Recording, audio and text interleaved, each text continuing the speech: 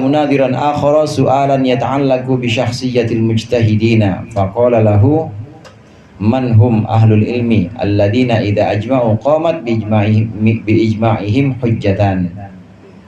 Wasa'ala, dan bertanya seseorang, munadhiran akhara, sebagai satu bantahan yang lain, soalan menanyakan satu pertanyaan, ya ta'allaqu bi syakhsiyatil mujtahidin, yang berkaitan dengan kepribadian ijtihad orang-orang yang berijtihad. Faqala lahu, maka berkatalah orang itu kepadanya, man hum ahlul ilmi, siapakah orang ahli ilmu, alladzina idza ajma'u qamat bi ijma'ihim hujjatun, yang ketika mereka sepakat ijma', maka ijma' mereka itu menjadi hujjah.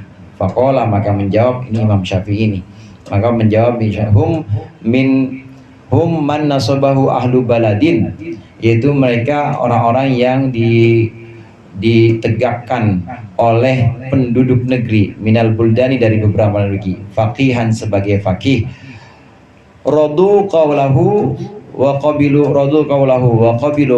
hukmahu, mereka ridho ahlul balad tadi terhadap pendapatnya dan mereka menerima akan hukumnya. Fanadiruhu bidzalika munadzaratan thawilatan, maka kemudian membantah dengan bantahan yang panjang. Tsumaqala, kemudian dia berkata, qultu wa qad wajadtu ahlal kalami, aku berkata sungguh aku telah menemukan ahli kalam, ulama mutakallimin, muntasyirina fi aktsaril buldan, tersebar di banyak negeri. Fawajadtu kulla firqatin minhum tunsabu minha, maka aku menemukan setiap kelompok mereka itu berdiri di masing-masing negeri. Ma tantahi ila qaulihi, yaitu sesuatu yang sampai kepada pendapatnya, wa tad'uhu ilal maudi'i, dan diletakkan pada tempat alladzi wasaftu,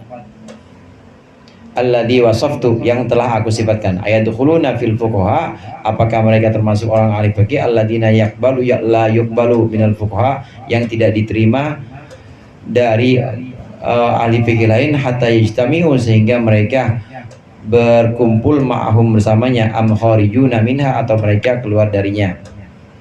Ini pembahasan kita masih tentang ijma'. Sumber hukum kita ulas sedikit. Sumber hukum dalam Islam itu ada 4 yang utama. Yang pertama adalah tentu Al-Quran. Sumber hukum yang kedua yaitu hadis, kadang-kadang disebut dengan sunnah. Kemudian sumber hukum yang ketiga ijma'. Sumber hukum yang keempat yaitu qiyas. Qiyas ini adalah satu pintu untuk ijtihad, walaupun dalam pembahasan yang lalu ada ulama-ulama yang memang menolak qiyas juga. Nah, ijma' ini sumber hukum yang ketiga. Ijma' ini adalah kesepakatan ulama-ulama, kesepakatan orang-orang yang paham ilmu agama dalam satu masa untuk beberapa hukum. Nah, ijma'nya para sahabat ini bisa dijadikan sebagai dasar. Al-Quran, hadis, kemudian di Al-Quran tidak ada, di hadis tidak ada, maka ijma'nya sahabat boleh dijadikan sebagai dasar hukum. Banyak contohnya di antara para sahabat yang kemudian pendapatnya itu kita pegang sampai sekarang dan termasuk ijma'nya para sahabat. Di antaranya ijma'nya para sahabat yang sahabat semuanya itu sepakat memperbolehkan adalah adzan 2 kali. Itu ijma'nya sahabat. Yang mengusulkan memang saat itu adalah Sayyidina Utsman, adzan 2 kali, karena waktu itu semakin banyak jamaah, maka diperlukan adzan yang kedua kali untuk mengingatkan jamaah-jamaah yang jauh. Nah, kemudian ini dijadikan sebagai dasar hukum. Di Al-Quran tentang adzan Jumat tentu nggak ada. Kemudian di hadis bagaimana? Ada adzan Jumat, tapi cuma sekali hadis. Nah, terus bagaimana Sayyidina Utsman mengadakan ini berdasarkan musyawarah sahabat-sahabat yang lain, maka jadilah ini kesepakatan namanya ijma'. Ijma'nya sahabat adzan 2 kali, dan kita ngikutin sampai sekarang. Itu contoh ijma' sahabat. Ijma' termasuk ijma' sahabat ini hal-hal yang sunnah. Termasuk di antara ijma' sahabat tarawih yang jumlah 20, itu ijma' sahabat. Di hadis nggak ada, di Al-Quran apalagi nggak ada jumlah rakaat tarawih. Nah, dilakukan 20 ini adalah kesepakatan para sahabat yang usulnya dari Sayyidina Umar berdasarkan musyawarah saat itu orang-orang alimnya sahabat, yaitu fuqaha sahabah, ada Sayyidina Ali, kemudian ada Zaid bin Thabit, semuanya musyawarah dan menyetujui, maka dibuatlah untuk meramaikan malam Ramadan, dibuatlah salat tarawih 20 rakaat. Ini ijma. Walaupun waktu itu belum ada kultumnya. Kalau ada kultum, iya, imamnya juga nggak ada amplopnya dulu mah. Kalau kultum 8. Tapi kita lakukan sampai sekarang 20. Ini ijma, nggak ada di Al-Quran, nggak ada di hadis, tapi ada di ijma. Maka ijma jadi sumber hukum juga, boleh kita pegang ijma. Nah, di sini ada pertanyaan, lalu siapakah ulama-ulama dimaksud? Siapakah ahlul ilmi, orang yang ahli ilmu yang dimaksud, yang boleh pendapatnya kemudian dipegang dan kemudian boleh dijadikan sebagai sandaran atau sebagai pegangan hukum, sehingga mereka bersepakat lalu kita jadikan sebagai sandaran hukum, padahal mereka itu masih tersebar di berbagai negeri, tidak ada dalam satu negeri. Jamaah rahimakumullah, memang produk hukum, hasil hukum, baik itu bentuknya fatwa atau bentuknya ijma ulama, itu bisa berbeda karena latar belakang lingkungan yang berbeda, kebutuhan lingkungan. Satu, yang kedua juga bisa berbeda karena berbeda sumber atau pemahaman terhadap sumber itu, pemahaman terhadap Al-Quran dan pemahaman terhadap hadis. Contoh begini misalnya, sahabat yang saat itu terkenal ada di Mesir, itu namanya adalah sahabat Amr bin As saat itu, yang dijadikan sebagai sandaran hukum apabila ada apa-apa. Amr bin As ini berbeda penguasaan Amr bin As atau pemahaman hukum dengan sahabat yang waktu itu ada di Baghdad. Yang di Baghdad itu siapa? Abdullah bin Mas'ud. Abdullah bin Mas'ud di Baghdad, beda lagi. Berbeda dengan sahabat yang saat itu ada di Madinah. Yang ada di Madinah saat itu banyak. Ada Sayyidina Ali, kemudian ada masa sahabat, ada Sayyidina Umar.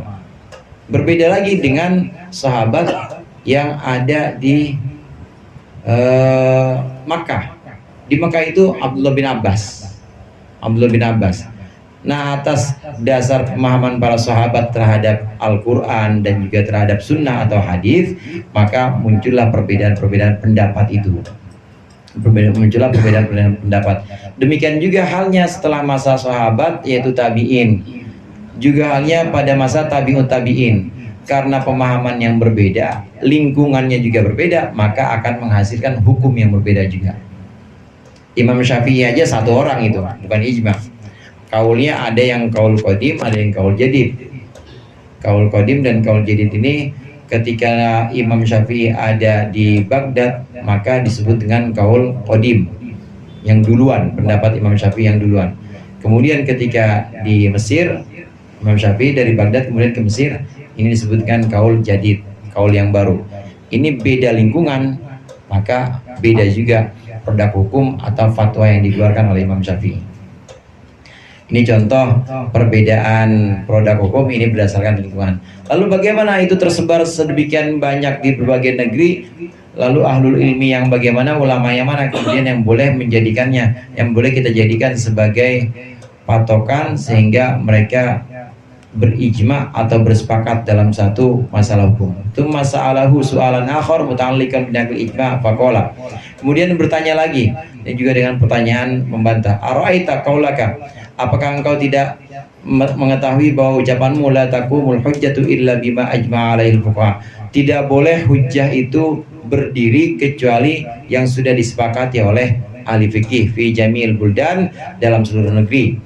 Atajidu sabila ila ijma'ihim, mana mungkin menemukan jalan untuk kesepakatan mereka padahal tersebar di berbagai negeri, kullihim seluruhnya. Wala taqumul hujjah ala ahadin hatta tatalaqahum kulluhum, padahal hujjah itu nggak bakal terjadi sehingga mereka itu bertemu satu sama lain. Autan qulu ammatun an ammatin, atau berpindah satu masyarakat an kulli wahidin minhum, dari setiap orang. Bagaimana mungkin ada yang di Mesir, ada yang di Makkah, ada yang di Madinah, ada yang di Irak atau di Baghdad, ini harus berkumpul, padahal semua al-fikih itu harus sepakat. Bukankah begitu yang namanya ijma? Masih dibantah nih, karena judul dari bab ini adalah kontroversi ijma. Ada ulama yang memang tidak sepakat tentang ijma, yang mengatakan bahwa ijma tidak boleh dijadikan dasar hukum. Maka dibantah dengan pertanyaan-pertanyaan ini.